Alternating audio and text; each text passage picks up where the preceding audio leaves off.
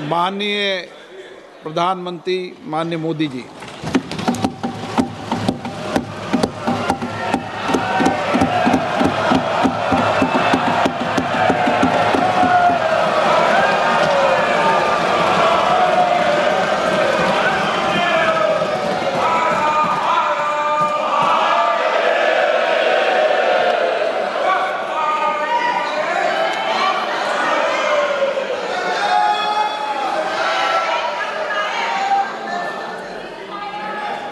आदरणीय अध्यक्ष जी, इस सत्र के प्रारंभ में ही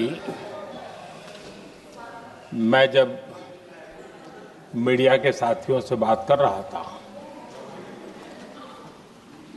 तब मैंने सभी माननीय सांसदों को अपील करते हुए एक बात का उल्लेख किया था।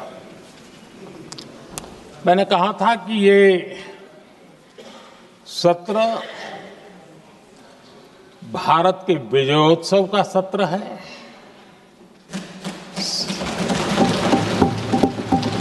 संसद का ये सत्र भारत के गौरवगान का सत्र है।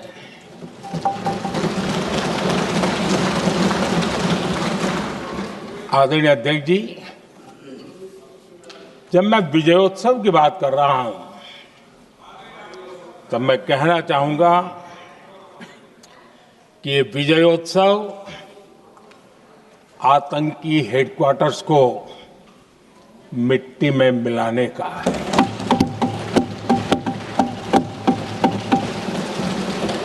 जब मैं विजयोत्सव कहता हूं तो ये विजयोत्सव सिंदूर की सौगंध पूरा करने का है।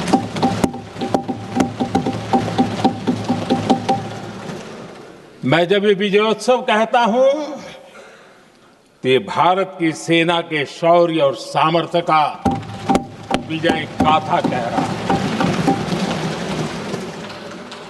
जब मैं विजयोत्सव कह रहा हूं तो 140 करोड़ भारतीयों की एकता, इच्छा शक्ति, उसके एक अप्रतिम जीत का विजयोत्सव की बात करता हूं। आदरणीय अध्यक्ष जी, मैं इसी विजय भाव से इस सदन में भारत का पक्ष रखने के लिए खड़ा हुआ।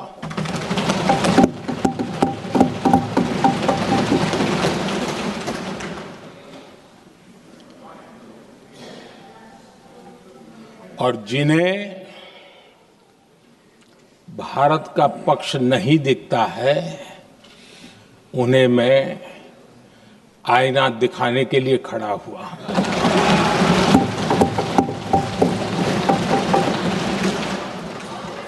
आदरणीय अध्यक्ष जी, मैं 140 करोड़ देशवासियों की भावनाओं में अपना स्वर मिलाने के लिए उपस्थित हुआ हूं।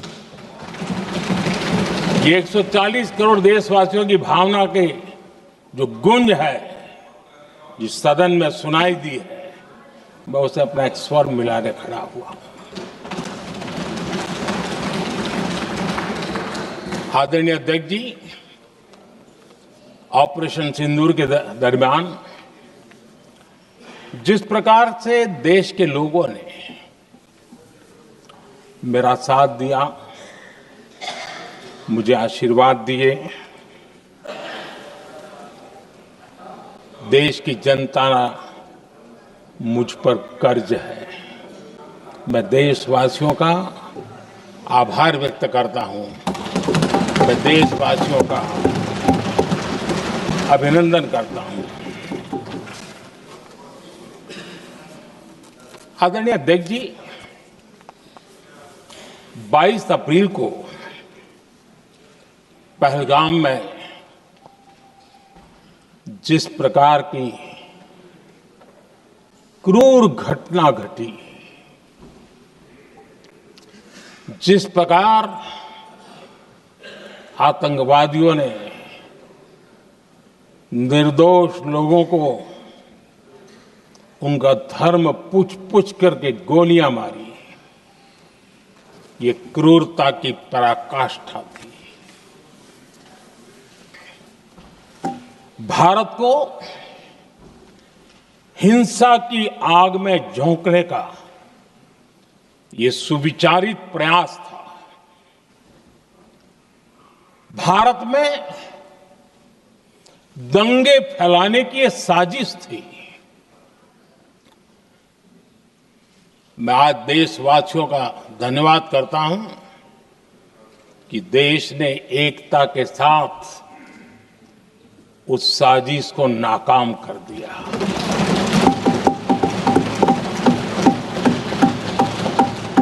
आदरणीय अध्यक्ष जी, 22 अप्रैल के बाद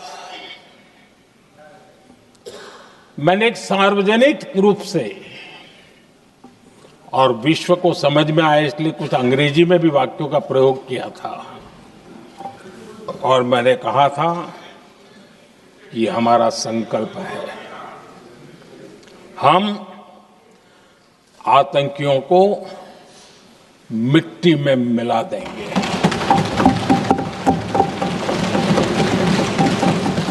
और मैंने सार्वजनिक रूप से कहा था,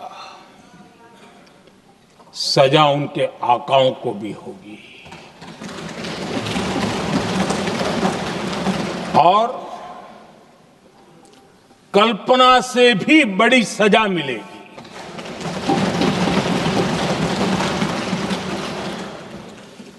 बाईस अप्रैल को मैं विदेश था, मैं तुरंत लौट के आया और आने के तुरंत बाद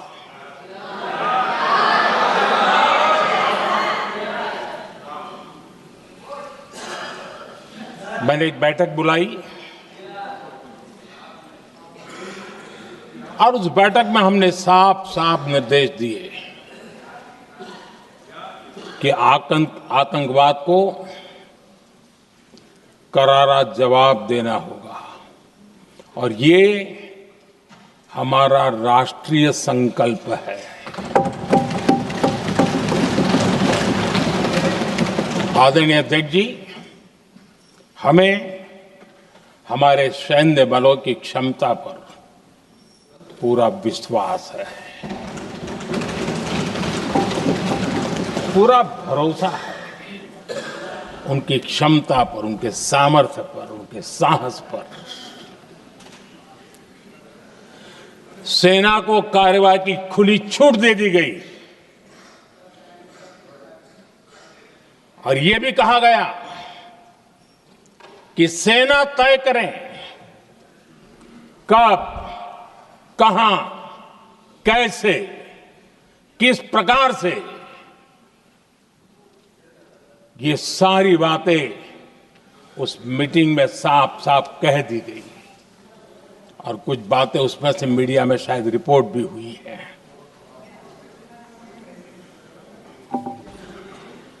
हमें गर्व है आतंकियों को वो सजा दी और सजा ऐसी है कि आज भी आतंक के उन आकाओं की नींद उड़ी हुई है।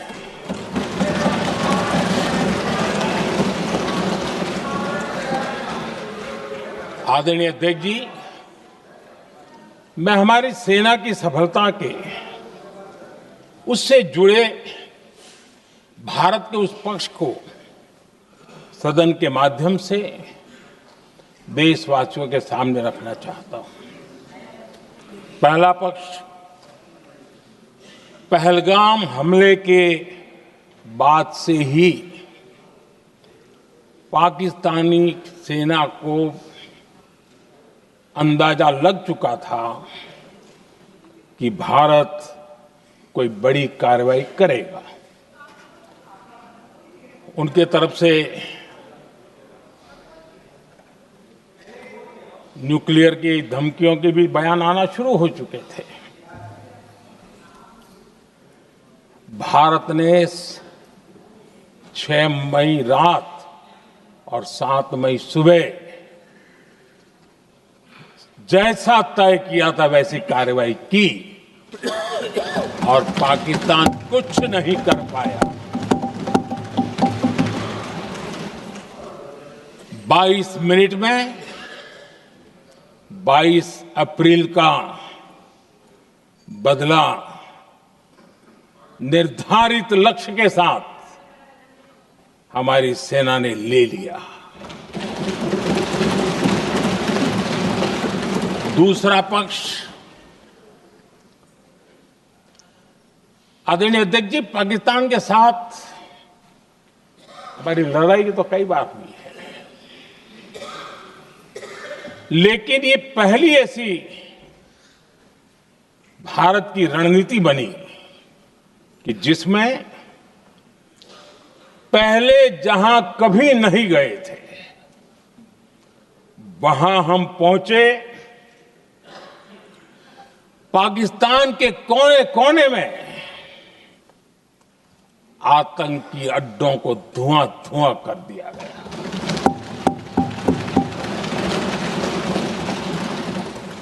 आतंक के गढ़ कोई सोच नहीं सकता कि वहां तक कोई जा सकता है।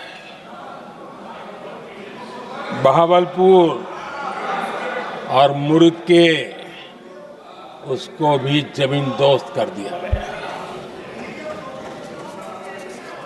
आदरणीय अध्यक्ष जी, हमारे सेनाओं ने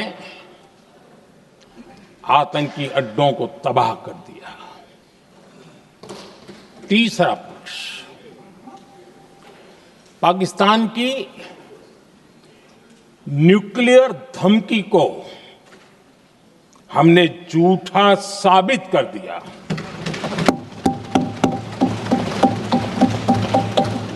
भारत ने सिद्ध कर दिया कि न्यूक्लियर ब्लैकमेलिंग अब नहीं चलेगा और न ही ये न्यूक्लियर ब्लैकमेलिंग के सामने भारत झुकेगा। आदरणीय अध्यक्ष जी, चौथा पक्ष, भारत ने दिखाई अपनी तकनीकी क्षमता। पाकिस्तान के सीने पर सटीक प्रहार किया। पाकिस्तान के एयरबेस एसेट्स को भारी नुकसान हुआ और आज तक उनके कई एयरबेस आईसीयू में पड़े हैं। आज टेक्नोलॉजी आधारित युद्ध का युग है। ऑपरेशन सिंदूर इस महारत में भी सफल सिद्ध हुआ है।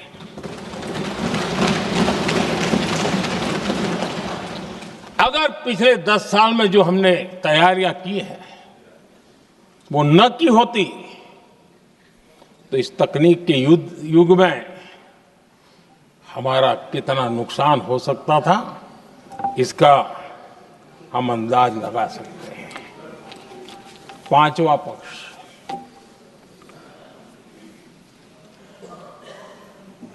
ऑपरेशन सिंदूर के दरमियान पहली बार हुआ जब आत्मनिर्भर भारत की ताकत को दुनिया ने पहचाना। Made in India drone, made in India missile ने पाकिस्तान के हथियारों की पोल खोल करके रख दी।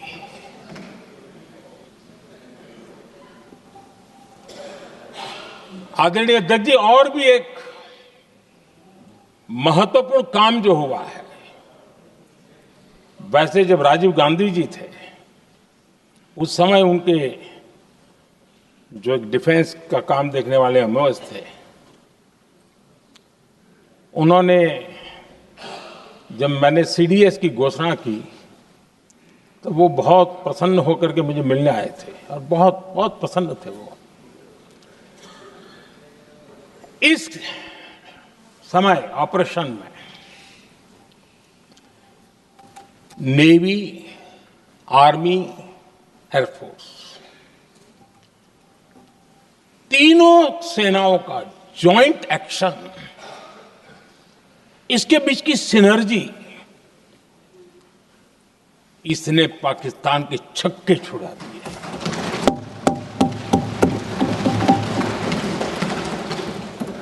आदरणीय अध्यक्ष जी, आतंक की घटनाएं पहले भी देश में होती थी,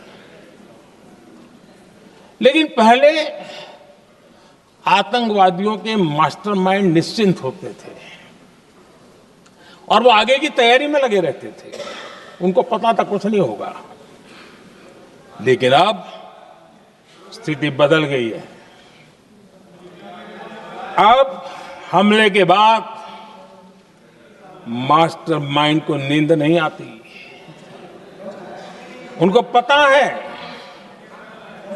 कि भारत आएगा और मार के जाएगा।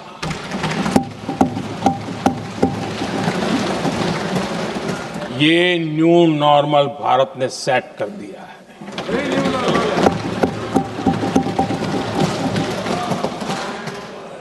आदरणीय अध्यक्ष जी, दुनिया ने देख लिया कि हमारी कार्यवाही का दायरा कितना बड़ा, स्केल कितना बड़ा।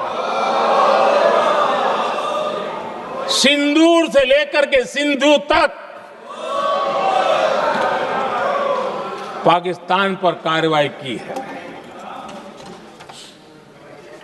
ऑपरेशन सिंदूर ने तय कर दिया कि भारत में आतंकी हमले की, उसके आकाओं को और पाकिस्तान को भारी कीमत चुकानी पड़ेगी। अब ऐसे ही नहीं जा सकते। आदरणीय अध्यक्ष जी, ऑपरेशन सिंदूर से स्पष्ट होता है कि भारत ने 3 सूत्र तय किए हैं।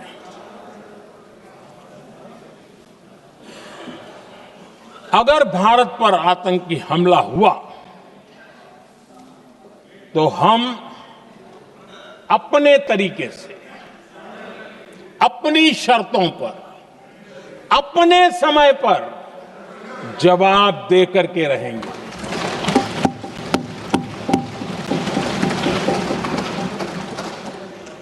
दूसरा,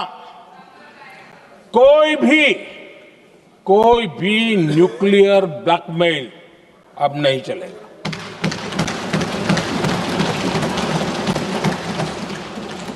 और तीसरा, हम आतंक की सरपरस्त सरकार और आतंक के आकाओं, उनको अलग अलग नहीं देखेंगे।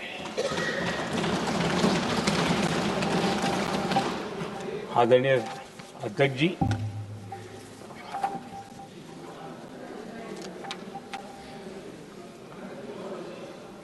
यहां पर विदेश नीति को लेकर के भी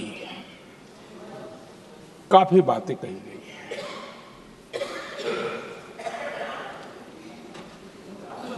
दुनिया के समर्थन को लेकर के भी काफी बातें कही गई हैं।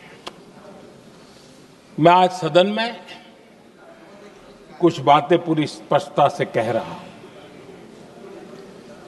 दुनिया में किसी भी देश ने भारत को अपनी सुरक्षा में कार्रवाई करने से रोका नहीं है।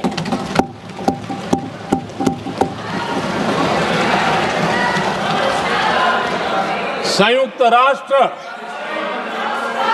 193 कंट्रीज,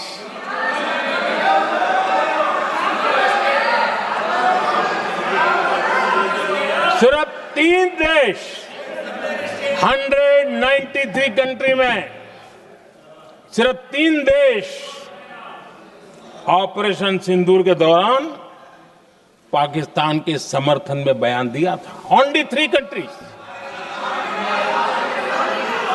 क्वाड हो, ब्रिक्स हो, फ्रांस, रूस, जर्मनी, कोई भी देश का नाम ले लीजिए, तमाम देश दुनिया भर से भारत को समर्थन मिला है।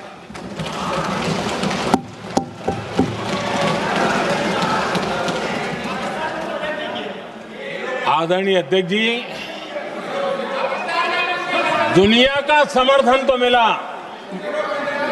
दुनिया के देशों का समर्थन मिला, माननीय, लेकिन ये दुर्भाग्य है कि मेरे देश के वीरों के पराक्रम को कांग्रेस का समर्थन नहीं।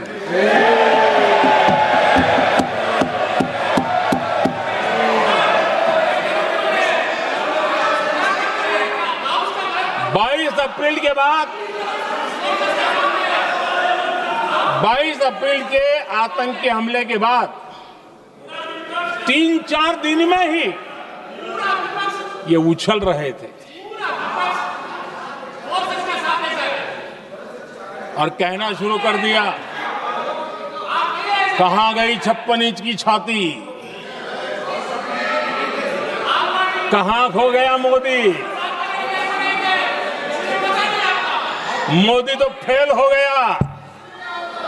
क्या मजा ले रहे थे, उनको लगता था वाह बाजी मार ली। उनको पहलगाम के निर्दोष लोगों की हत्या में भी वो अपनी राजनीति तराशते थे।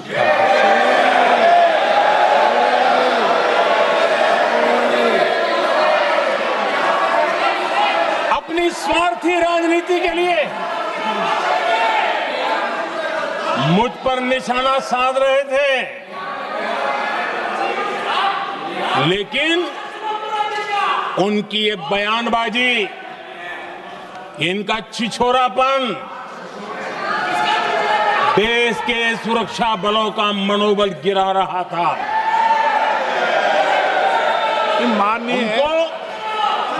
माननीय प्रतिपक्ष के नेता, एक मिनट, प्रतिपक्ष के नेता आपकी बात अपने ध्यान से सुनिए। आप बेटे कांग्रेस कर रहे हैं और कुछ नेताओं को से ये उचित नहीं है आपके लिए। न भारत के सामर्थ्य पर भरोसा है और न ही भारत की सेनाओं पर, इसलिए वो लगातार ऑपरेशन सिंदूर पर सवाल उठा रहे हैं।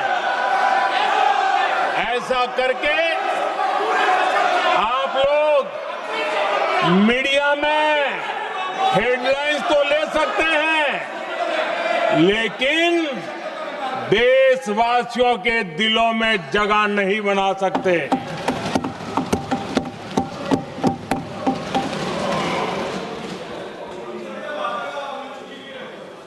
आदरणीय सभापति जी, आदरणीय अध्यक्ष जी, 10 मई को भारत ने ऑपरेशन सिंदूर के तहत हो रहे एक्शन को रोकने की घोषणा की। इसको लेकर यहां भांति भांति की बातें कही गई। ये वही प्रोपेगेंडा है जो सीमा पार से फैलाया गया है। कुछ लोग सेना द्वारा दिए गए तथ्यों की जगह पाकिस्तान के झूठ प्रचार को आगे बढ़ाने में जुटे हुए हैं।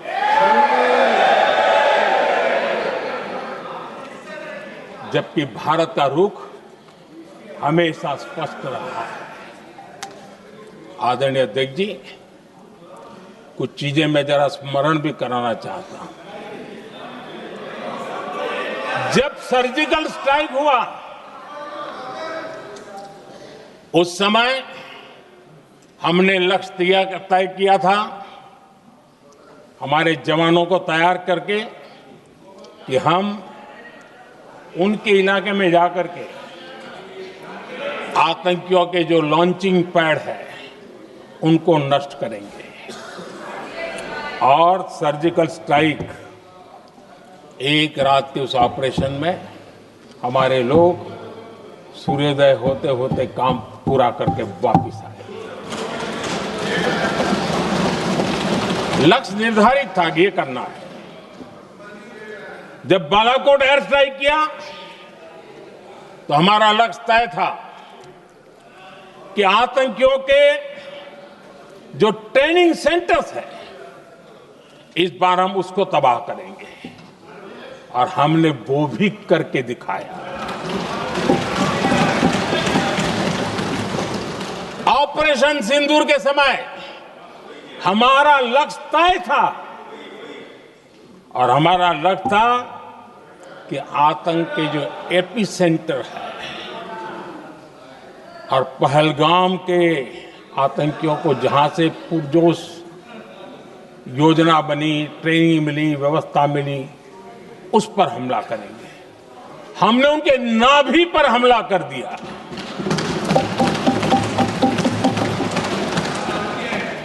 जहां पहलगाम के आतंकियों का रिक्रूटमेंट हुआ, ट्रेनिंग होती थी, फंडिंग होता था, उन्हें टेक्निकल सपोर्ट मिलता था, शस्त्र सरंजाम मिलता था, उस जगह को आइडेंटिफाई किया और हमने सटीक तरीके से ऑपरेशन सिंदूर के तहत आतंकियों की नाभि पे प्रहार कर दिया।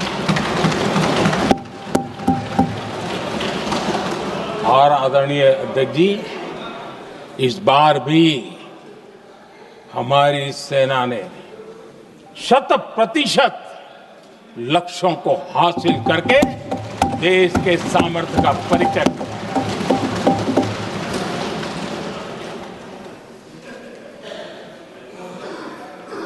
कुछ लोग जानबूझकर के कुछ चीजें भूलने में इंटरेस्टेड होते हैं। देश भूलता नहीं है, देश को याद है।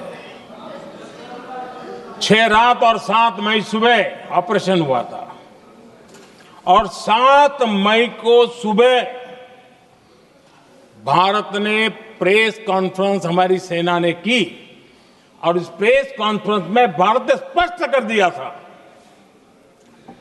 और पहले दिन से क्लियर था कि हमारा लक्ष्य है आतंकियों के आका, आतंकियों की जो व्यवस्थाएं जहां से होती है वो, और उनके अड्डे, उनको हम ध्वस्त करना चाहते थे।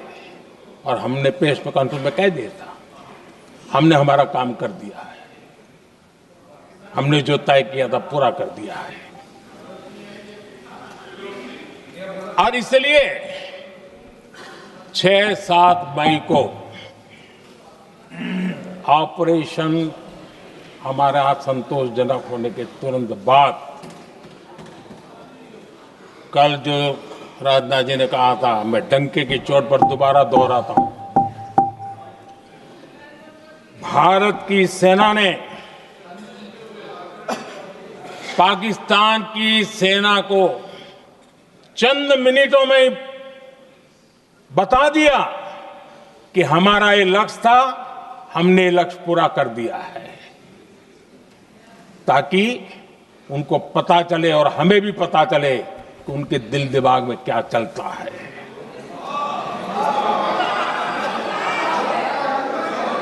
हमने अपना लक्ष्य 100% हासिल कर लिया था, और पाकिस्तान में समझदारी होती तो आतंकियों के साथ खुलेआम खड़े रहने की गलती न करता। उसने निर्लज्ज होकर के आतंकवादियों के साथ खड़े रहने का फैसला किया। हम पूरी तरह तैयार थे, हम भी मौके की तलाश में थे, लेकिन हमने दुनिया को बताया था कि हमारा लक्ष्य आतंकवाद है, आतंकवादी आका है, आतंकवादी ठिकाने हैं। वो हमने पूरा कर दिया। लेकिन जब पाकिस्तान ने आतंकियों की मदद में आने का फैसला किया और मैदान में उतरने की हरकत की, तो भारत की सेना ने सालों तक याद रह जाए ऐसा करारा जवाब दे करके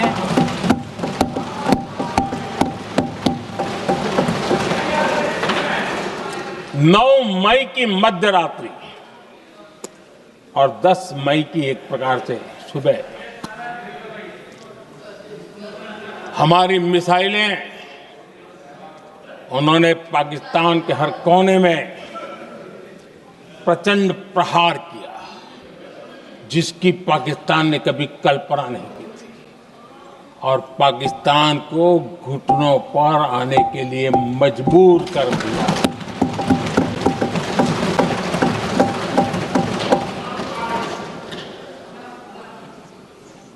और आपने टीवी में भी देखा है, वहां से क्या बयान आते थे। पाकिस्तान के लोग, अरे मैं तो स्विमिंग पूल में नहा रहा था, कोई कह रहा था मैं तो दफ्तर जाने की तैयारी कर रहा था। हम कुछ सोचे पहले तो भारत ने तो हमला कर दिया। ये पाकिस्तान के लोगों के बयान है और देश ने देखे हैं। स्विमिंग पूल में नहा रहा था।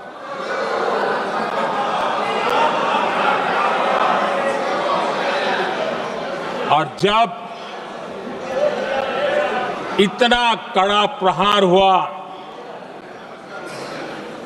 पाकिस्तान ने कभी सोचा तक नहीं था, तब जाकर के पाकिस्तान ने फोन करके डीजीएमओ के सामने फोन करके गुहार लगाई, बस करो, बहुत मारा, अब ज्यादा मार झेलने की ताकत नहीं है, प्लीज हमला रोक दो। ये पाकिस्तान के डीजीएमओ का फोन था।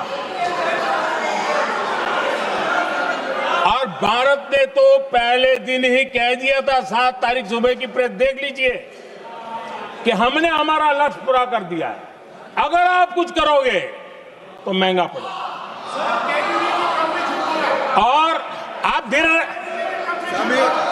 ऐसे कैसे चलता है? प्लीज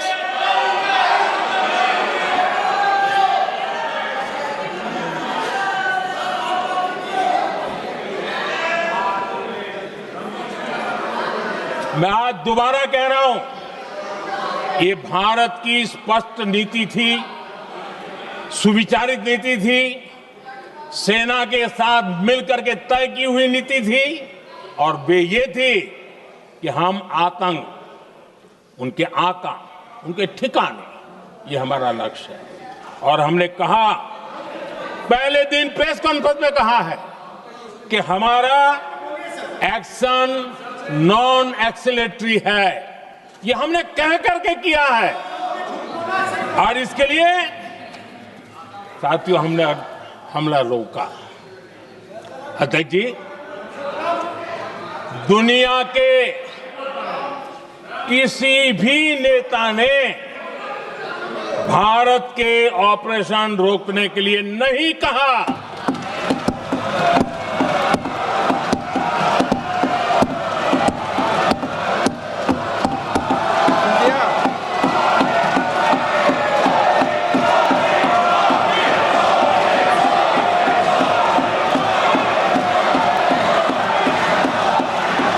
उसी दौरान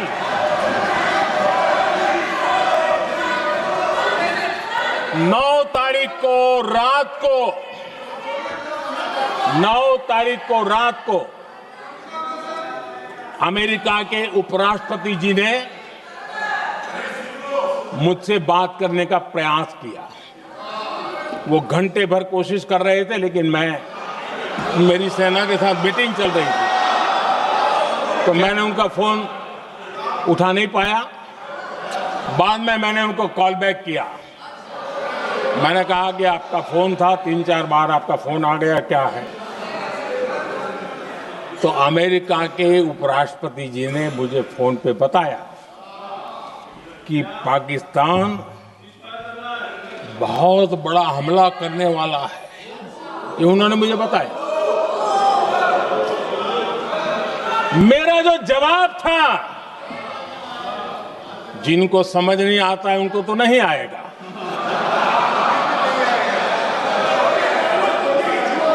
मेरा जवाब था, अगर पाकिस्तान का ये इरादा है तो उसे बहुत महंगा पड़ेगा। ये मैंने अमेरिका के उपराष्ट्रपति को कहा।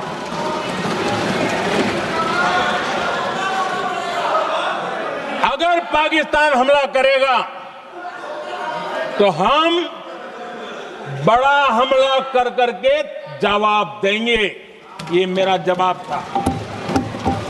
और आगे मेरा एक वाक्य था, मैंने कहा था हम गोली का जवाब गोले से देंगे। ये 9 तारीख रात की बात है और 9 रात में और 10 सुबह हमने पाकिस्तान को सैन्य शक्ति को तहस नहस कर दिया था। और यही हमारा जवाब था, यही हमारा जज्बा था। और आज पाकिस्तान भी भली भांति जान गया है कि भारत का हर जवाब पहले से ज्यादा तगड़ा होता है।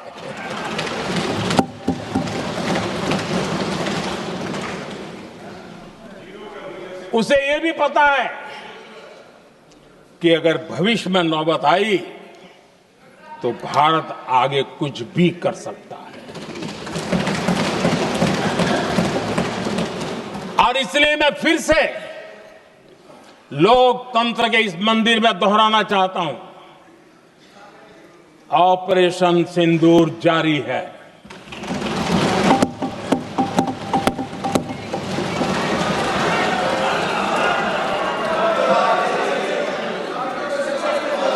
पाकिस्तान ने दुस्साहस की अगर कल्पना की तो उसे करारा जवाब दिया जाएगा।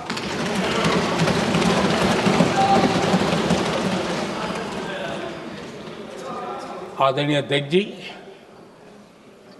आज का भारत आत्मविश्वास से भरा हुआ है।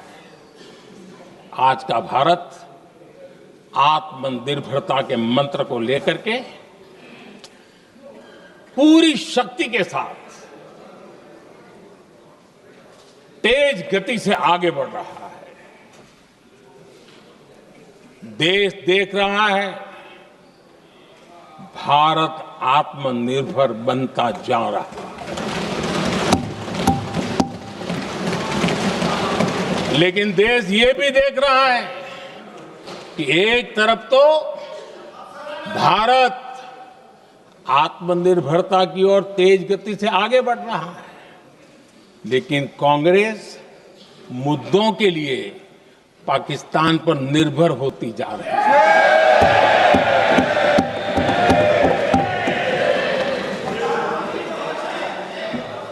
मैं आज पूरा दिन देख रहा था, जो 16 घंटे से जो चर्चा चल रही है, दुर्भाग्य से। प्लीज बैठिए, सब जवाब दे दिया आपका। आप सुनते नहीं, सबका जवाब दे दिया। Please no.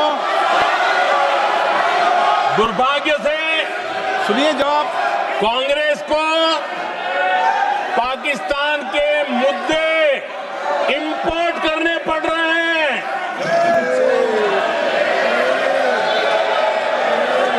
आदरणीय अध्यक्ष जी, आज के वॉरफेयर में इंफॉर्मेशन और नैरेटिव्स की प्लीज बैठिए। बहुत बड़ी भूमिका है।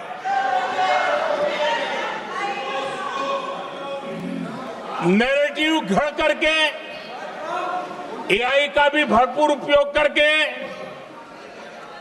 सेनाओं के मनोबल को कमजोर करने के खेल भी खेले जाते हैं। जनता के अंदर अविश्वास पैदा करने के भी भरपूर प्रयास होते हैं। दुर्भाग्य से कांग्रेस और उसके सहयोगी पाकिस्तान के ऐसे ही प्रपंच के प्रवक्ता बन चुके हैं।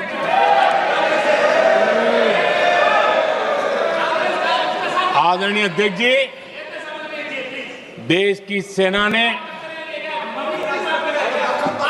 आदरणीय अध्यक्ष जी, ये तरीका है देश आपका? की सेना ने, बैठिए बैठिए। देश की सेना ने सर्जिकल स्ट्राइक की। बैठिए।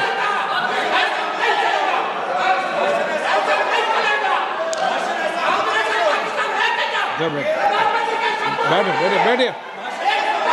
आदरणीय अध्यक्ष जी, देश की सेना ने सफलतापूर्वक सर्जिकल स्ट्राइक की तो तुरंत कांग्रेस वालों ने सेना से सबूत मांगे थे, लेकिन जब उन्होंने देश का मूड देखा, देश का मिजाज देखा, तो सुर उनके बदलने लगे और बदल करके क्या कहने लगे? कांग्रेस के लोगों ने कहा, ये सर्जिकल स्ट्राइक क्या बड़ी बात है, ये तो हमने भी की थी। एक ने कहा 3 सर्जिकल स्ट्राइक की थी, दूसरे ने कहा 6 सर्जिकल स्ट्राइक की थी, तीसरे ने कहा 15 सर्जिकल स्ट्राइक की थी। जितना बड़ा नेता उतना बड़ा आंकड़ा चल रहा था।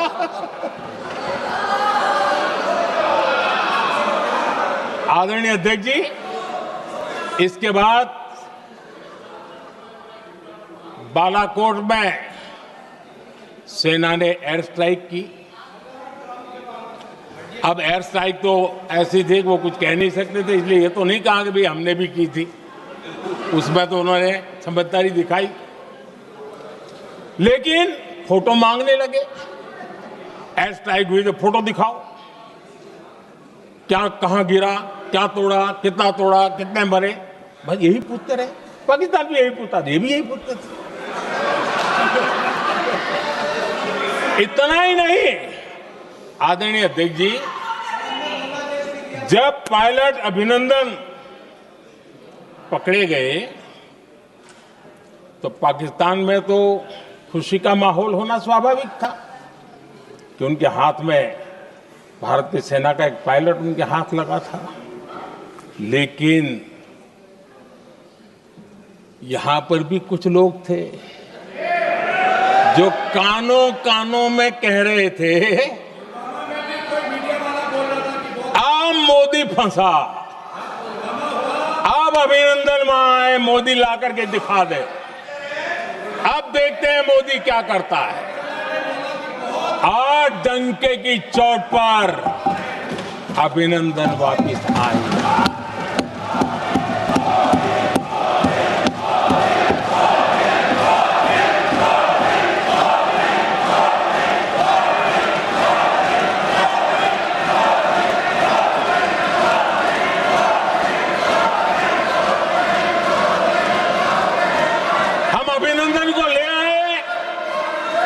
तो इनकी बोलती बंद हो गई। इनको लगा यार ये नसीब वाला आदमी है, हमारा हथियार हाथ से निकल गया। आदरणीय अध्यक्ष जी, पहलगाम हमले के बाद हमारा बीएसएफ का एक जवान पाकिस्तान के कब्जे में गया, तो फिर इनको लगा वाह बड़ा मुद्दा हाथ में आ गया है, अब मोदी फंस जाएगा। अब तो मोदी की फजीयत जरूर होगी और उनकी इकोसिस्टम ने सोशल मीडिया में बहुत सारी कथाएं वायरल की कि ये बीएसएफ के जवान का क्या होगा, उसके परिवार का क्या होगा। ये वापस आएगा, कब आएगा, कैसे आएगा, न जाने क्या क्या चला दिया। आदरणीय अध्यक्ष जी, बीएसएफ का वो जवान भी आन बान शान के साथ वापस आया।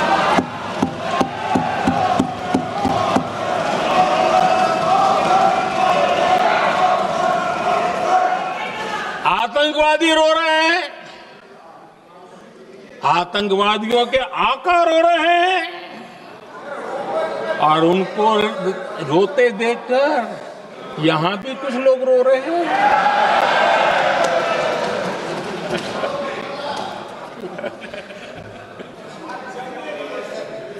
अब देखिए, सर्जिकल स्ट्राइक चल रही थी, उसके बाद उन्होंने एक खेल खेलने की कोशिश की, बात जमी नहीं। एयर स्ट्राइक हुई तो दूसरा खेल खेलने की कोशिश की, वो भी जमी नहीं। जब ये ऑपरेशन सिंदूर हुआ तो उन्होंने नया पैंतरा शुरू किया, और क्या शुरू किया? रोक क्यों दिया? पहले तो मानने को तैयार नहीं थे कि मुक्त करते, अब कहते रोक क्यों दिया? वारे बयान बहादुरों,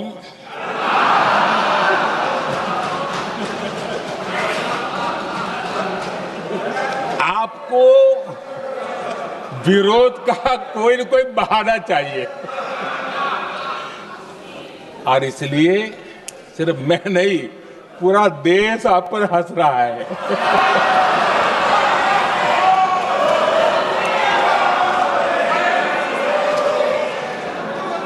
आदरणीय अध्यक्ष जी, सेना का विरोध, सेना के प्रति एक पता नहीं नेगेटिविटी, ये कांग्रेस का पुराना रवैया रहा। देश ने अभी अभी करगिल विजय दिवस मनाया, लेकिन देश पूरी तरह जानता है कि उनके कार्यकाल में और आज तक करगिल के विजय को कांग्रेस ने अपनाया नहीं है। न करगिल विजय दिवस मनाया है, न करगिल विजय का गौरव किया। इतिहास साक्षी है अध्यक्ष जी। जब डोकलाम में सैन्य हमारा शौर्य दिखा रहा था, तब कांग्रेस के नेता चुपके चुपके किससे ब्रीफिंग लेते थे, वो सारी दुनिया अब जान गई।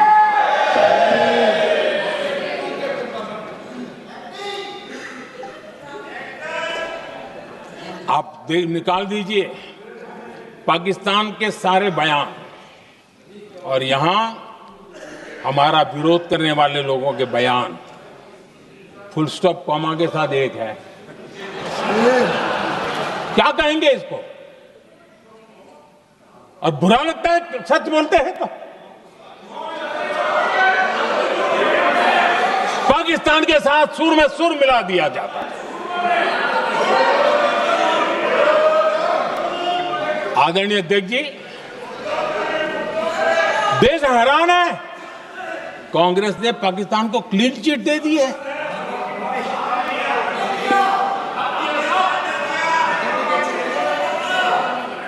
उनकी ये हिम्मत, और इनकी आदत जाती नहीं है, ये हिम्मत कि पहलगाम के आतंकी पाकिस्तानी थे, इसका सबूत दो।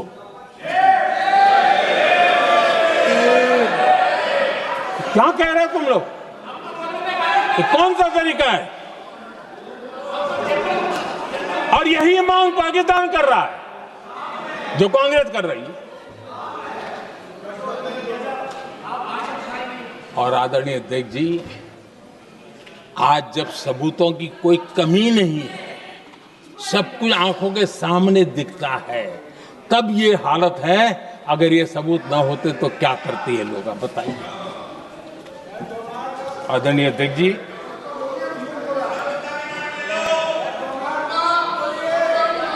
अध्यक्ष जी, ऑपरेशन सिंदूर के एक पार्ट की तरफ तो चर्चा भी बहुत होती है, ध्यान भी जाता है, लेकिन देश के लिए कुछ गौरव की क्षणें होती हैं, ताकत की परिचय होता है, उसकी तरफ भी ध्यान जाना बहुत आकर्षित है। हमारे एयर डिफेंस सिस्टम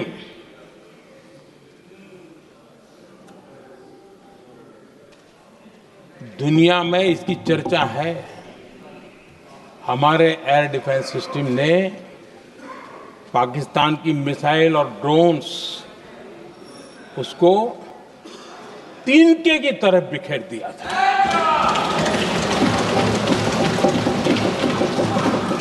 आदरणीय अध्यक्ष जी, मैं एक आंकड़ा आज बताना चाहता हूं, पूरा देश गर्व से भर जाएगा। कुछ लोगों का क्या होगा मैं नहीं जानता, पूरा देश गर्व से भर जाएगा। 9 मई को पाकिस्तान ने करीब 1000 मिसाइलों और आर्म ड्रोन्स के भारत पर बहुत बड़ा हमला करने की कोशिश की। 1000 ये मिसाइलें भारत के किसी भी हिस्से पर गिरती तो वहां भयंकर तबाही मचती, लेकिन 1000 मिसाइल्स और ड्रोन्स को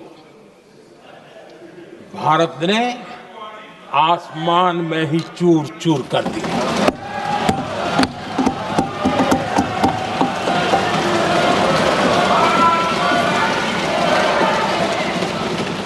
हर देशवासी को इससे गर्व हो रहा, लेकिन जैसे कांग्रेस के लोग इंतजार कर रहे थे, कुछ तो गड़बड़ होगी यार, मोदी मरेगा, कहीं तो फंसेगा।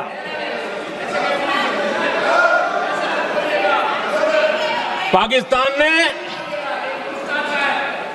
आदमपुर एयरबेस पर हमले का झूठ फैलाया, उस झूठ को बेचने की भरपूर कोशिश की, पूरी ताकत दी लगा दी। मैं अगले ही दिन आदमपुर पहुंचा और खुद जाकर के उनके झूठ को मैंने बेनकाब कर दिया। तब जाकर के उनको अकल ठिकाने लगी कि अब ये झूठ चलने वाला नहीं है। आदरणीय अध्यक्ष जी, जो हमारे छोटे दलों के साथी हैं, जो राजनीति में नए हैं,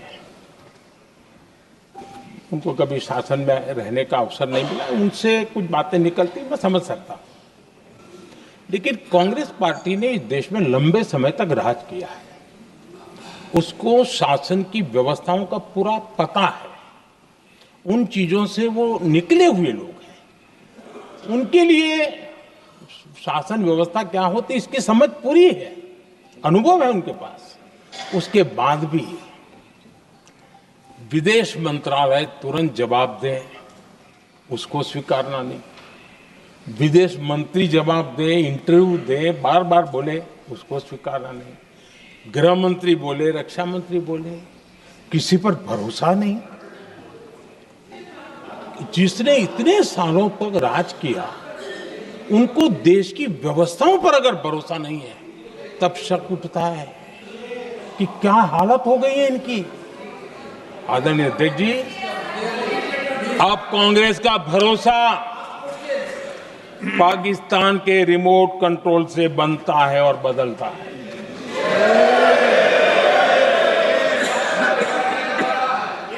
आदरणीय अध्यक्ष जी, एक बिल्कुल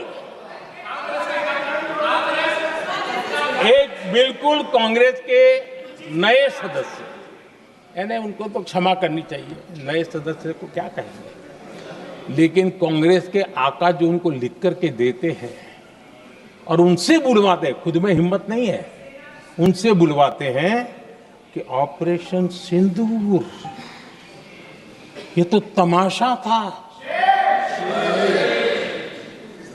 ये आतंकवादियों ने जिन 26 लोगों को मौत के घाट उतारा था ना, उस भयंकर क्रूर घटना पर ये तेजाब छिड़कने वाला पाप है। तमाशा कहते हो? आपकी असहमति हो सकती है, और ये कांग्रेस के नेता बुलवाते हैं।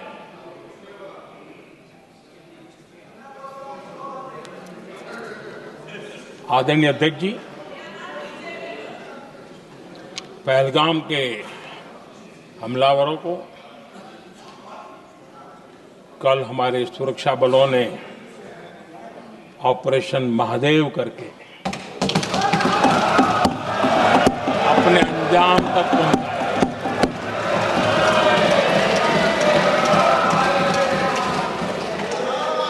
लेकिन मैं हैरान हूं, यहां ठहाके लगा के पूछा गया कि आखिर ये कल ही क्यों हुआ।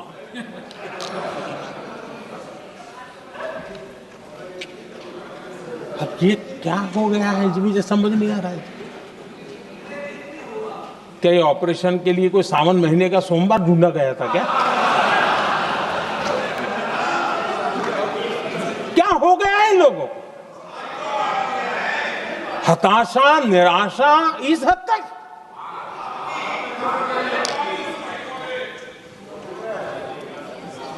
और देखिए मजा, पिछले कई सप्ताह से हाँ ऑपरेशन सिंदूर वगैरह तो ठीक है, पहलगाम के आतंकियों का क्या हुआ, पहलगाम के आतंकियों का।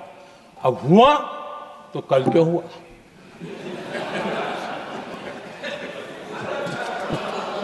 और कल ही क्यों हुआ? क्या हाल है अध्यक्ष जी का। आदरणीय अध्यक्ष जी,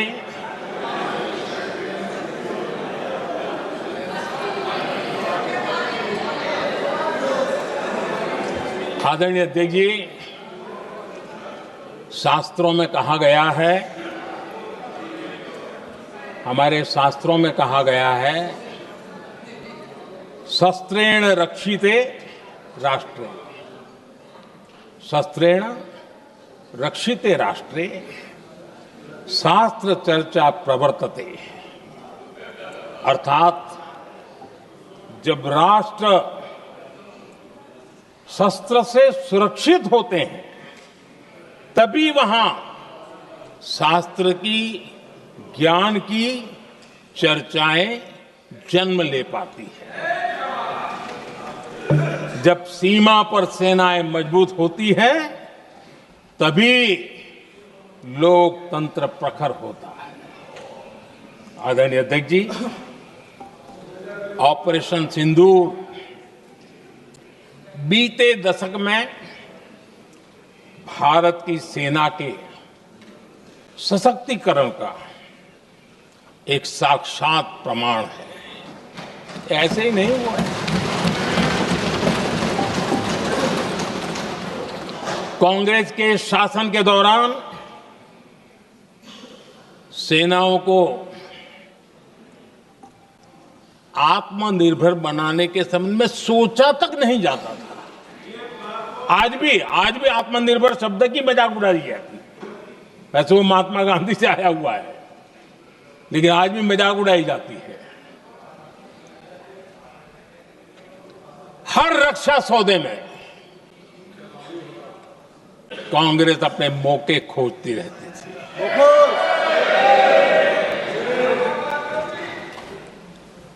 छोटे छोटे हथियारों को लिए विदेशों पर निर्भरता, ये इनका कार्यकाल रहा है। Bullet proof jacket, night vision camera तक नहीं होते थे,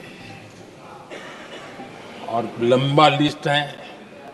जीप से शुरू होता है, बफो, हेलीकॉप्टर, हर चीज के साथ घोटाला जुड़ा हुआ है।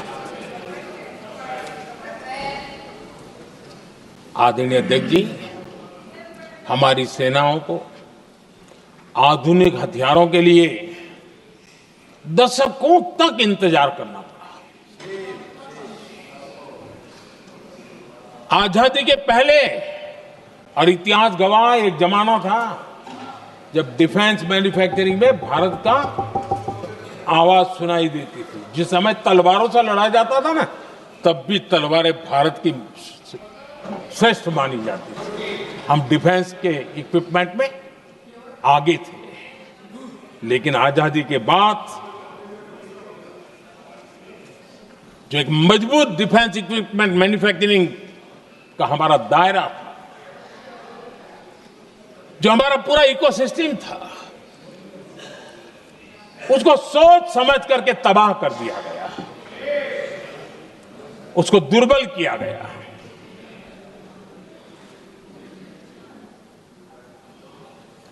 रिसर्च और मैन्युफैक्चरिंग के लिए रास्ते बंद कर दिए गए।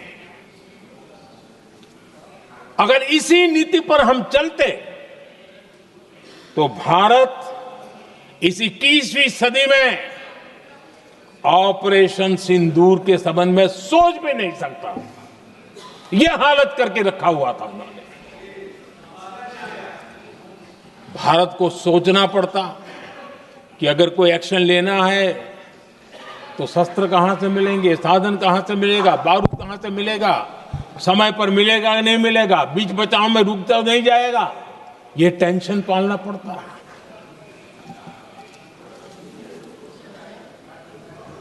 आदरणीय अध्यक्ष जी, बीते एक दशक में मेक इन इंडिया हथियार सेना को मिले, उन्होंने इस ऑपरेशन में बहुत निर्णायक भूमिका निभाई।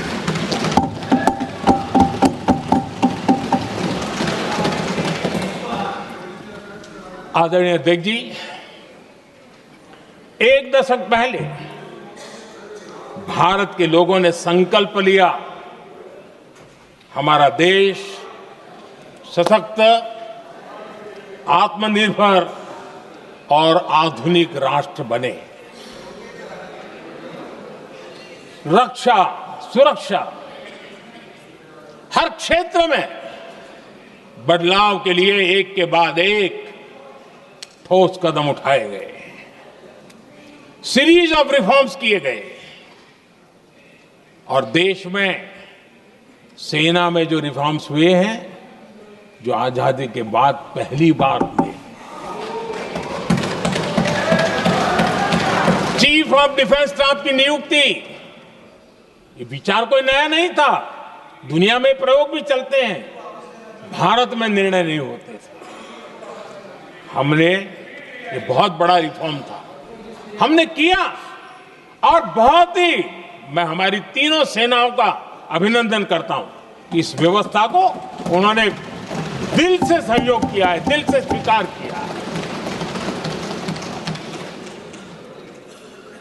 सबसे बड़ी ताकत ज्वाइंटनेस और इंटीग्रेशन की इस समय नेवी हो, एयरफोर्स हो, आर्मी हो, ये इंटीग्रेशन और ज्वाइंटनेस ने हमारी ताकत को अनेक गुना बढ़ा दिया और उसका परिणाम भी हमें नजर में आया है, ये हमने करके देखा है।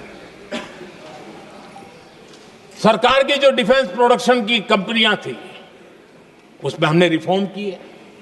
शुरुआत में वहां पर आग लगाना, आंदोलन करवाना, हड़तालें करवाने के खेल चल रहे थे, अभी भी बंद नहीं हुए हैं, लेकिन देश हित को सर्वोपरि मान करके उन डिफेंस इंडस्ट्री के हमारे जो लोग थे सरकारी व्यवस्था में, उन्होंने इसको मन से लिया, रिफॉर्म को स्वीकार किया और वो भी आज बहुत प्रोडक्टिव बन गए।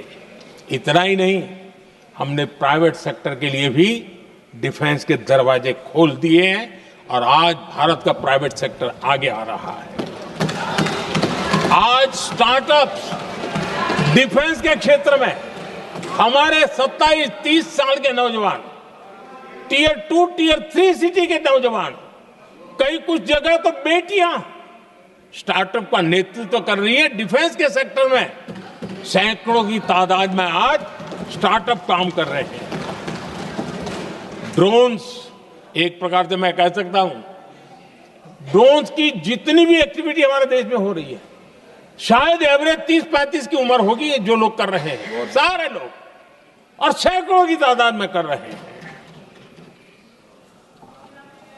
और उसका ताकत, क्योंकि इनका भी योगदान था इसमें, जिन्होंने इस प्रकार के प्रोडक्शन किए हैं, और वो हमें ऑपरेशन सिंदूर में बहुत काम आए।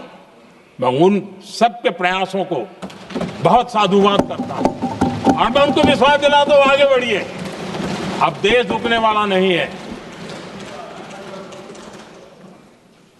आदरणीय अध्यक्ष जी, डिफेंस सेक्टर में मेक इन इंडिया ये नारा नहीं था। हमने इसके लिए बजट पॉलिसी में जो परिवर्तन करना था, जो नए इनिशिएटिव ले रहे थे, वो नए इनिशिएटिव लिए। और सबसे बड़ी बात, क्लियर कट विजन के साथ हमने देश में make in India defence sector के अंदर तेज गति से हम आगे बढ़ रहे हैं। आदरणीय अध्यक्ष जी, एक दशक में डिफेंस का बजट लगभग पहले से 3 गुना हुआ है। डिफेंस प्रोडक्शन में करीब करीब 250% वृद्धि हुई है, 250% वृद्धि हुई है। 11 वर्षों में डिफेंस एक्सपोर्ट 30 गुना से भी ज्यादा बढ़ा है, 30 गुना से ज्यादा। डिफेंस एक्सपोर्ट आज दुनिया के करीब 100 देशों तक हम पहुंचे। और आदरणीय अध्यक्ष जी, कुछ चीजें ऐसी होती हैं जो इतिहास में बहुत बड़ा प्रभाव छोड़ती हैं। ऑपरेशन सिंदूर ने डिफेंस का जो मार्केट है उसमें भारत का झंडा गाड़ दिया है। भारत के हथियारों की डिमांड आज बढ़ती चली जा रही है, मांग बढ़ रही है। ये भारत में उद्योगों को भी बल देगी, एमएसएमई को बल देगी, हमारे नौजवानों को रोजगार देगी, और हमारे नौजवान अपनी बनाई चीजों से दुनिया में अपनी ताकत का प्रदर्शन कर पाएंगे। ये आज दिख रहा है, मैं देख रहा हूं। डिफेंस के क्षेत्र में जो आत्मनिर्भर भारत की दिशा में हम जो कदम उठा रहे हैं, मैं हैरान हूं। कुछ लोगों को आज भी तकलीफ हो रही है, जैसे उनका खजाना लूट गया। ये कौन सी मानसिकता है? देश को ऐसे लोगों को पहचानना होगा। आदरणीय अध्यक्ष जी, मैं स्पष्ट करना चाहता हूं, डिफेंस में भारत का आत्मनिर्भर होना ये आज की शस्त्रों की स्पर्धा में के काल में विश्व शांति के लिए भी जरूरी है।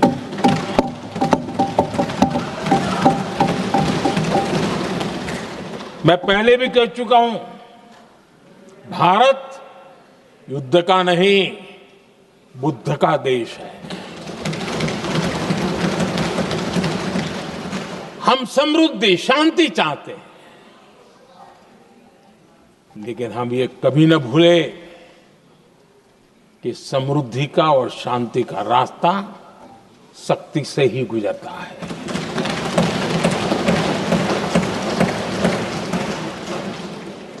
आदरणीय अध्यक्ष जी, हमारा भारत छत्रपति शिवाजी महाराज, महाराजा रणजीत सिंह, राजेंद्र चोला, महाराणा प्रताप, लसित बोरफुकन और महाराजा सुहेलदेव का देश है।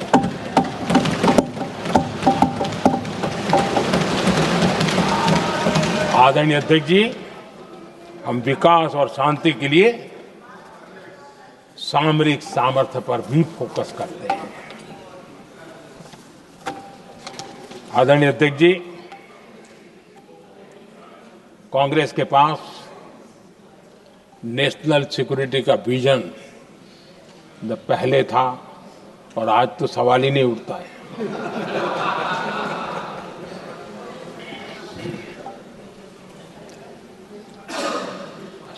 कांग्रेस ने हमेशा नेशनल सिक्योरिटी पर समझौता किया।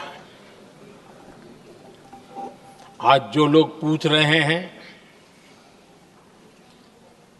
पीओके को वापस क्यों नहीं लिया, वैसे ये सवाल मुझे ही पूछ सकते हैं और किसको पूछ सकते हैं।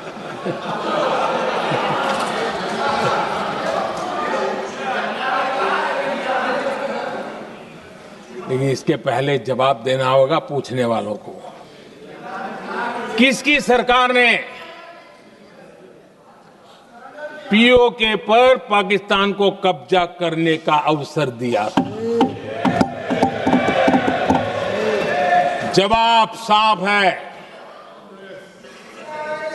जवाब साफ है। जब भी मैं नेहरू जी की चर्चा करता हूं तो कांग्रेस और उसका पूरा इकोसिस्टम बिलबिला जाता है, पता नहीं क्या है। आदरणीय अध्यक्ष जी, हम एक शेर सुना करते थे, मुझे ज्यादा इसका ज्ञान तो नहीं है लेकिन सुनते थे।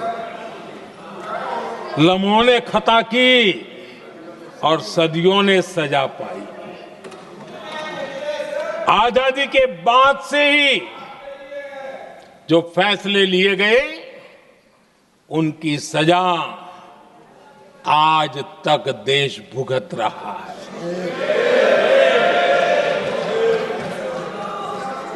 यहां बार बार एक बात का जिक्र हुआ और मैं फिर से करना चाहूंगा। अक्साई चीन की उस पूरे क्षेत्र को बंजर जमीन करार दिया गया, ये कहकर के तो बंजर है। देश की 38,000 वर्ग किलोमीटर जमीन हमें खोनी पड़ी।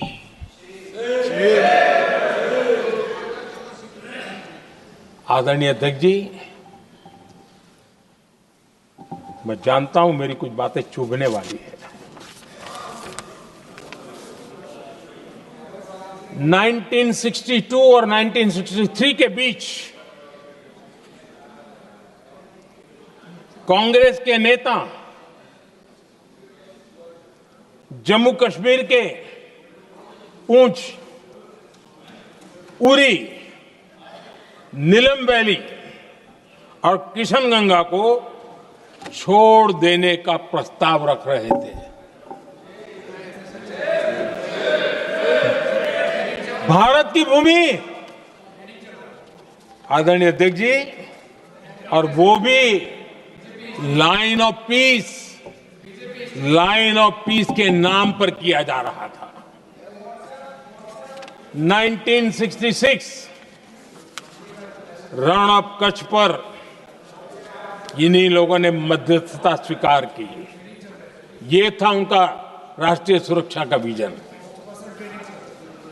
एक बार फिर उन्होंने भारत का करीब 800 वर्ग किलोमीटर क्षेत्र पाकिस्तान को सौंप दिया, जिसमें छड़बेट भी शामिल है, कि कहीं उसको छड़ाबेट भी कहते हैं।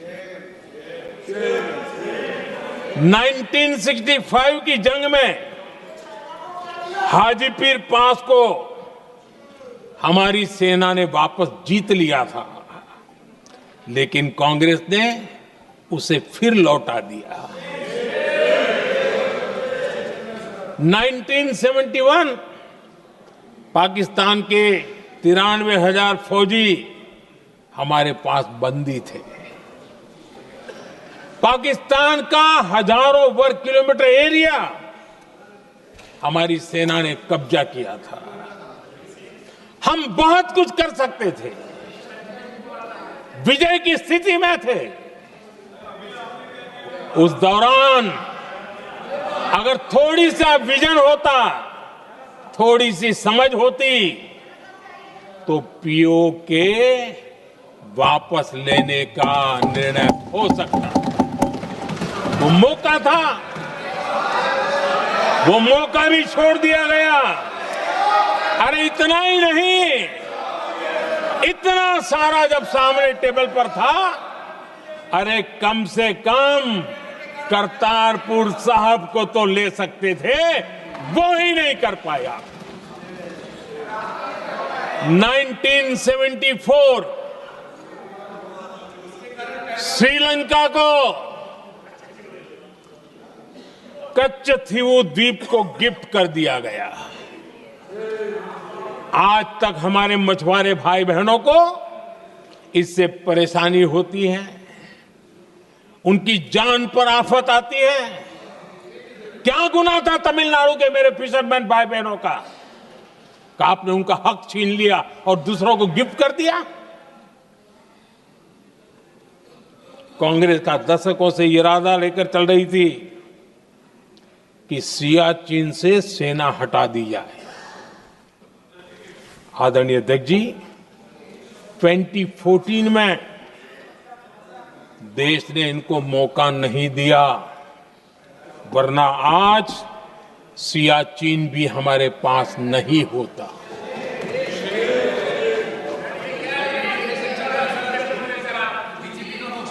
आदरणीय अध्यक्ष जी, आजकल कांग्रेस के जो लोग हमें डिप्लोमेसी का पाठ पढ़ा रहे हैं,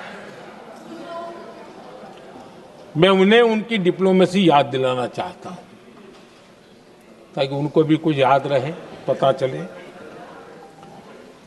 26/11 जैसे भयंकर हमले के बाद बहुत बड़ा आतंकी हमला था। कांग्रेस का पाकिस्तान से प्रेम नहीं रुका। इतनी बड़ी घटना 26/11 की हुई थी। विदेशी दबाव में हमले के कुछ हफ्तों के भीतर ही कांग्रेस सरकार ने पाकिस्तान से बातचीत शुरू कर दी। आदरणीय अध्यक्ष जी, कांग्रेस सरकार ने 26/11 की इतनी बड़ी घटना के बाद भी एक भी डिप्लोमेट को भारत से बाहर निकालने की हिम्मत नहीं की। छोड़ो इसे, एक वीजा तक कैंसिल नहीं किया, एक वीजा तक कैंसिल नहीं कर पाए थे। देश पर पाकिस्तानी स्पॉन्सर्ड बड़े बड़े हमले होते गए, लेकिन यूपीए सरकार ने पाकिस्तान को मोस्ट फेवर्ड नेशन का दर्जा देकर रखा था। वो कभी वापस नहीं लिया था। एक तरफ देश मुंबई के हमले का ये न्याय मांग रहा था, दूसरी तरफ कांग्रेस पाकिस्तान के साथ व्यापार करने में लगी थी।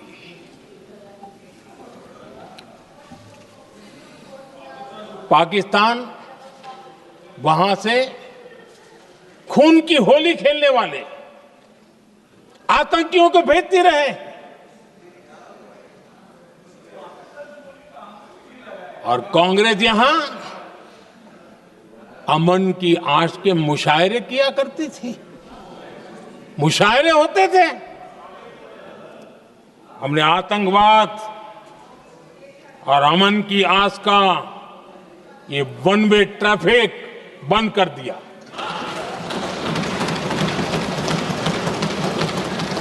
हमने पाकिस्तान का MFN का दर्जा रद्द किया, वीजा बंद किया।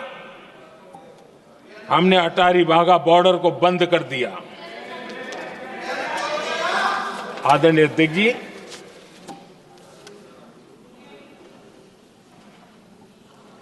भारत के हितों को गिरवी रख देना ये कांग्रेस की पार्टी की पुरानी आदत है। इसका सबसे बड़ा उदाहरण सिंधु जल समझौता है। सिंधु जल समझौता किसने किया? नेहरू जी ने किया। और मामला किससे जुड़ा था? भारत से निकलने वाली नदियां, हमारे यहां से निकली हुई नदियां, उसका वो पानी था। और वो नदियां हजारों साल से भारत की सांस्कृतिक विरासत रही है, भारत की चैतन्य शक्ति रही है। भारत को सुजलाम सुफलाम बनाने में उन नदियों का बहुत बड़ा योगदान रहा है। सिंधु नदी जो सदियों से भारत की पहचान हुआ करती थी, उसी से भारत जाना जाता था। लेकिन नेहरू जी और कांग्रेस ने सिंधु और झेलम जैसी नदियों पर विवाद के लिए पंचायत किसको दी? वर्ल्ड बैंक को दी। वर्ल्ड बैंक फैसला करे क्या कर रहा है? नदी हमारी, पानी हमारा।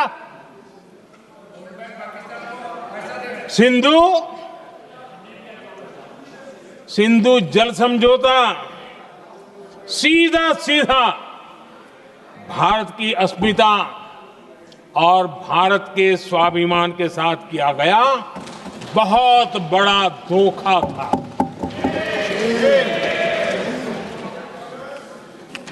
आदरणीय अध्यक्ष जी, आज के देश के युवा ये बात सुनते होंगे तो उनको भी आश्चर्य होगा कि ऐसे लोग थे हमारे देश का काम करते थे।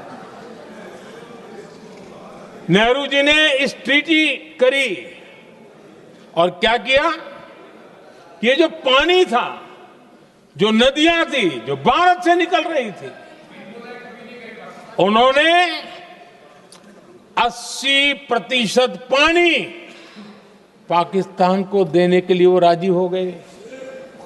और इतना बड़ा हिंदुस्तान, उसको सिर्फ 20% पानी। कोई मुझे समझाए भाई ये कौन सी बुद्धिमानी थी, कौन सा देश हित था, कौन सी डिप्लोमेसी थी, क्या हालत करके बना के रखा था आप लोगों ने। इतनी बड़ी आबादी वाला हमारा देश, हमारे यहां से निकलती हुई ये नदियां, और सिर्फ 20% पानी, और 80% पानी उन्होंने उसको दिया जो देश खुलेआम भारत को अपना दुश्मन करार कर देता रहा है, दुश्मन कहता रहा। और ये पानी पर किसका हक था? हमारे देश के किसानों का, हमारे देश के नागरिकों का। हमारा पंजाब, हमारा जम्मू कश्मीर देश के एक बहुत बड़े हिस्से को इन्होंने पानी के संकट में धकेल दिया, इस एक कारण से। और राज्यों के भीतर भी पानी को लेकर के आपस में संघर्ष पैदा हुई है, प्रतिस्पर्धा पैदा हुई, और उनका जिस पर हक था उस पर पाकिस्तान मौज करता रहा। और ये दुनिया में अपनी डिप्लोमेसी के पाठ पढ़ाते रहते हैं। आदरणीय अध्यक्ष जी,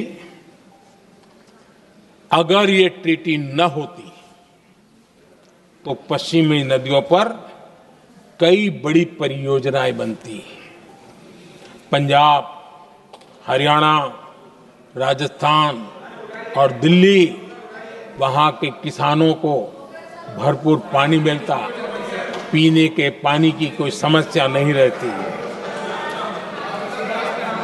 औद्योगिक प्रगति के लिए भारत बिजली बना पाता। इतना ही नहीं, नेहरू जी ने इसके उपरांत करोड़ों रुपए भी दिए ताकि पाकिस्तान नहर बना सके।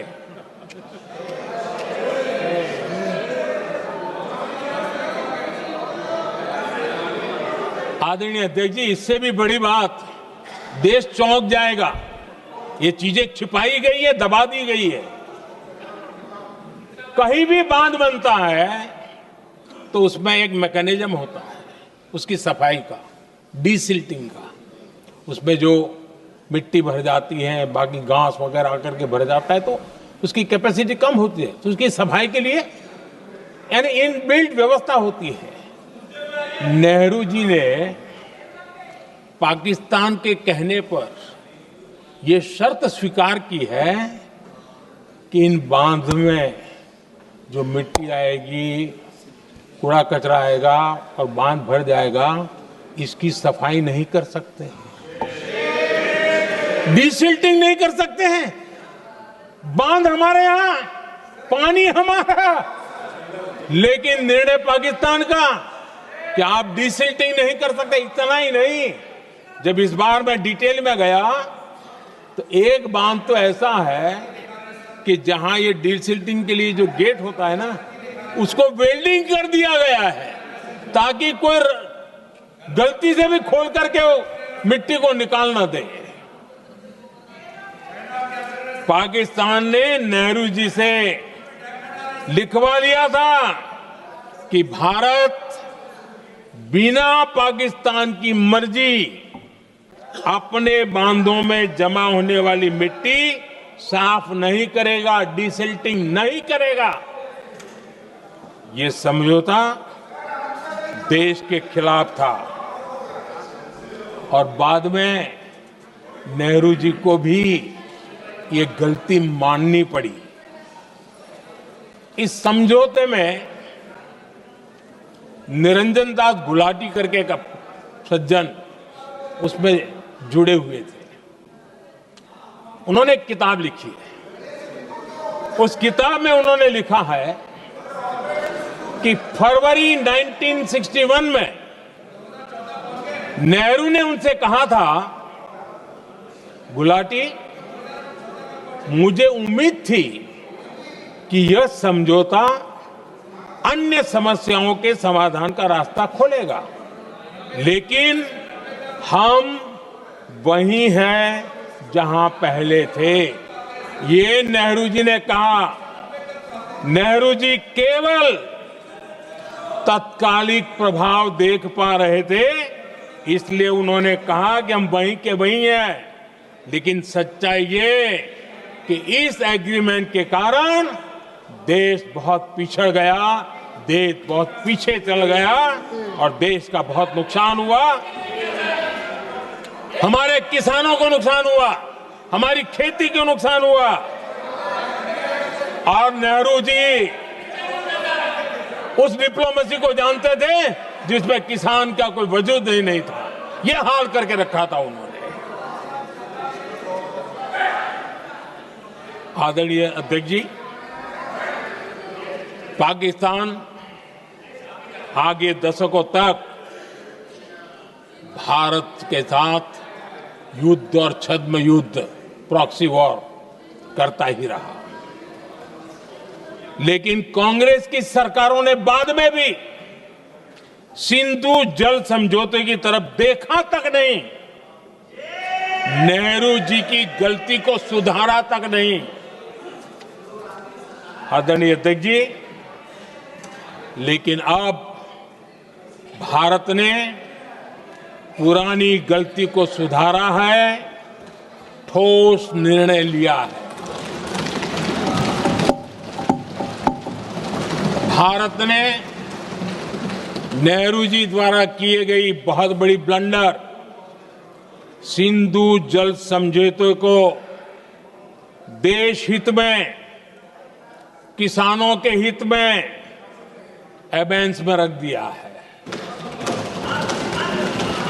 देश का अहित करने वाला ये समझौता अब इस रूप में आगे नहीं चल सकता। भारत ने तय कर दिया है, खून और पानी साथ साथ नहीं बह सकते।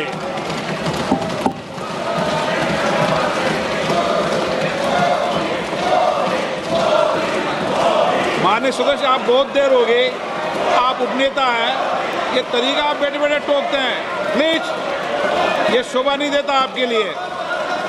बैठिए। बैठिए बैठिए आदरणीय बैठिए, शोभा नहीं देता आपका। अध्यक्ष जी, आप उपनेता, अपनी मर्यादा बना के रखें। चलिए बैठिए।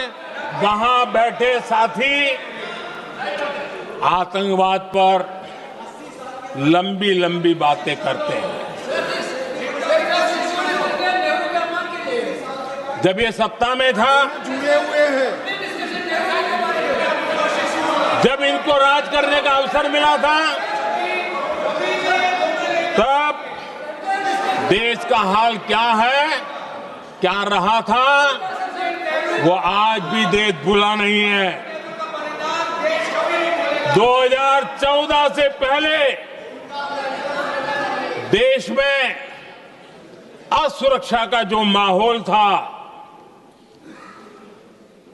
अगर वो आज याद भी करे ना, तो लोग सिहर जाते हैं। आदरणीय अध्यक्ष जी, हम सबको याद है, जो नई पीढ़ी के बच्चे हैं उनको पता नहीं है, हम सबको पता है।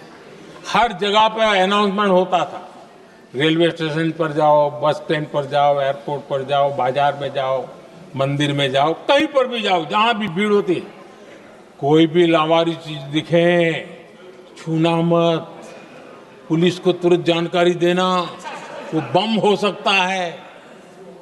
हम 2014 तक यही सुनते आए थे, ये हालात करके रखा था। देश के कोने कोने में यही हाल था। माहौल ये था कि जैसे कदम कदम पर बम बिछे हैं और खुद को ही नागरिकों ने बचाना है। उन्होंने हाथ ऊपर कर दिए थे, अनाउंस कर दिया। आदरणीय अध्यक्ष जी, कांग्रेस की कमजोर सरकारों के कारण देश को कितनी जानें गंवानी पड़ी, हमें अपनों को खोना पड़ा। आदरणीय अध्यक्ष जी, आतंकवाद पर ये लगाम लगाई जा सकती थी। हमारी सरकार ने 11 साल में ये करके दिखाया, एक बहुत बड़ा सबूत है। 2004 से 14 के बीच जो आतंकी घटनाएं होती थी, उन घटनाओं में बहुत बड़ी कमी आई है। इसलिए देश भी जानना चाहता है, अगर हमारी सरकार आतंकवाद पर नकेल कस सकती है, तो कांग्रेस सरकारों की ऐसी कौन सी मजबूरी थी कि आतंकवाद को फलने फूलने दिया। आदरणीय अध्यक्ष जी, कांग्रेस के राज में आतंकवाद अगर फला फूला है, तो उसका एक बड़ा कारण इनकी तुष्टीकरण की राजनीति है, वोट बैंक की राजनीति है। जब दिल्ली में बाटला हाउस एनकाउंटर हुआ, कांग्रेस के एक बड़ी नेता के आंख में आंसू थे, आतंकवादी मारे गए इसके कारण। और वोट पाने के लिए इस बात को हिंदुस्तान के कोने कोने में पहुंचाया गया। आदरणीय अध्यक्ष जी, 2001 में देश की संसद पर हमला हुआ था। तब कांग्रेस के एक बड़े नेता ने अफजल गुरु को बेनिफिट ऑफ डाउट देने की बात कही थी। आदरणीय अध्यक्ष जी, मुंबई में 26/11 का इतना बड़ा आतंकी हमला हुआ, एक पाकिस्तानी आतंकी जिंदा पकड़ा गया।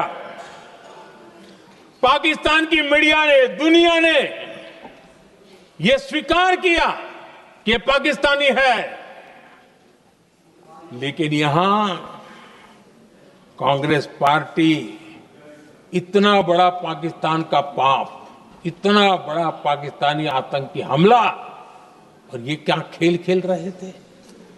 वोट बैंक की राजनीति के लिए क्या कर रहे थे? कांग्रेस पार्टी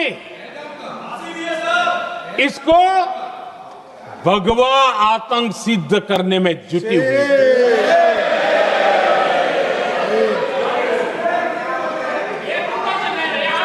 कांग्रेस दुनिया को हिंदू आतंकवाद की छड़ी बेचने में लगी हुई थी। कांग्रेस के एक नेता ने अमेरिका के बड़े राजनयिक को यहां तक कह दिया था कि लश्कर-ए तोयबा से भी बड़ा खतरा भारत के हिंदू ग्रुप है। यह कहा गया था। तुष्टीकरण के लिए कांग्रेस ने जम्मू कश्मीर में भारत का संविधान, बाबा साहब अंबेडकर का संविधान, उसे जम्मू कश्मीर में पैर नहीं रखने दिए। इन्होंने घुसने नहीं दिया, उसे बाहर रखा। तुष्टीकरण और वोट बैंक की राजनीति के लिए कांग्रेस हमेशा देश की सुरक्षा को बलि चढ़ाती रही। आदरणीय अध्यक्ष जी, तुष्टीकरण के लिए ही कांग्रेस ने आतंकवाद से जुड़े कानूनों को कमजोर किया। गृहमंत्री जी ने आज विस्तार से सदन में कहा है, इसलिए मैं इसको रिपीट करना नहीं चाहता। आदरणीय अध्यक्ष जी,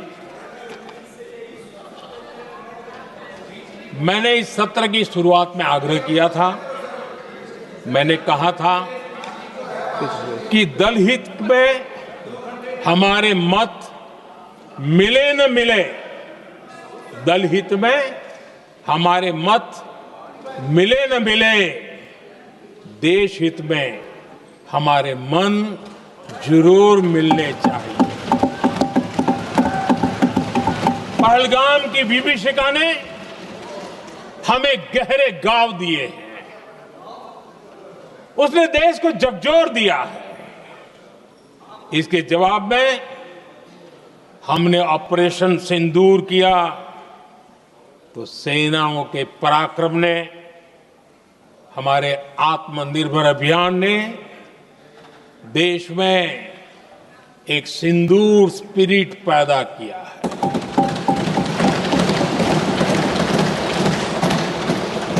ये सिंदूर स्पिरिट हमने तब भी देखी जब दुनिया भर में हमारे प्रतिनिधि मंडल भारत की बात बताने गए। मैं उन सभी साथियों को बहुत बहुत बधाई देता हूं। आपने बहुत ही प्रभावी ढंग से भारत की बात डंके की चोट पर दुनिया के सामने रखी। लेकिन मुझे दुख इस बात का है, हैरानी भी है, जो खुद को कांग्रेस के बड़े नेता समझते हैं, उनके पेट में दर्द हो रहा है कि भारत का पक्ष दुनिया के सामने क्यों रखा गया है। शायद कुछ नेताओं को सदन में बोलने पर भी पाबंदी लगा दी गई है। आदरणीय अध्यक्ष जी, इस मानसिकता से बाहर निकलने की जरूरत है। कुछ पंक्तियां मेरे मन में आती हैं, मैं अपने भाव व्यक्त करना चाहता हूं। आदरणीय अध्यक्ष जी, करो चर्चा और इतनी करो, करो चर्चा और इतनी करो कि दुश्मन दहशत से दहल उठे। दुश्मन दहशत से दहल उठे। रहे ध्यान बस इतना ही, रहे ध्यान बस इतना ही, मान सिंदूर और सेना का प्रश्नों में भी अटल रहे। हमला मां भारती पर हुआ अगर, तो प्रचंड प्रहार करना होगा। दुश्मन जहां भी बैठा हो, हमें भारत के लिए ही जीना होगा। मेरा कांग्रेस के साथियों से आग्रह है कि एक परिवार के दबाव में पाकिस्तान को क्लीन चिट देना बंद कर दें। जो देश की विजय की क्षण है, कांग्रेस उसे देश के उपहास का क्षण न बनाए। कांग्रेस अपनी गलती सुधारें। मैं आज सदन में फिर स्पष्ट करना चाहता हूं, अब भारत आतंक की नर्सरी में ही आतंकियों को मिट्टी में मिलाएगा।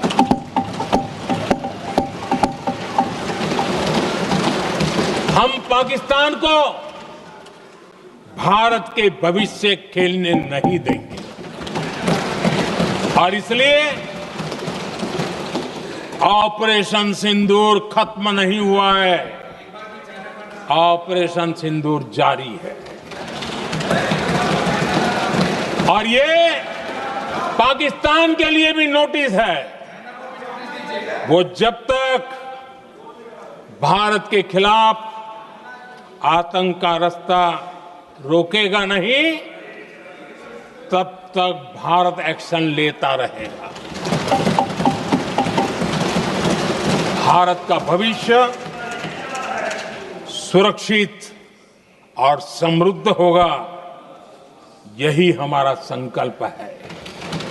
इसी भाव के साथ मैं फिर से सभी सदस्यों को सार्थक चर्चा के लिए धन्यवाद देता हूं। और आदरणीय अध्यक्ष जी, मैंने भारत का पक्ष रखा है, भारत के लोगों की भावनाओं को व्यक्त किया है। मैं सदन का फिर से आभार व्यक्त करता हूं। बहुत बहुत धन्यवाद।